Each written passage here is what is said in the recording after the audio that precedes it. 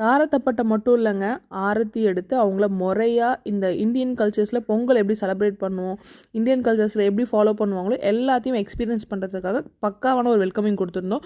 So அது முடிச்சுட்டு கோலம்லாம் நிறையா போட்டிருந்தாங்க. ஸோ அதை ஒரு விசிட் கொடுத்துட்டு பொங்கல் வைக்க ஸ்டார்ட் பண்ணிட்டோம். சரி, பொங்கல் பொங்குற கேப்புக்குள்ளே வச்சுக்கலாம் ஸ்டார்ட் பண்ணியாச்சு. ஆக்சுவலாக அங்கே நான் தான் சாங் ஆப்ரேட்டர். பசங்களாம் வேறு லெவல் பெர்ஃபார்மன்ஸ் பண்ணி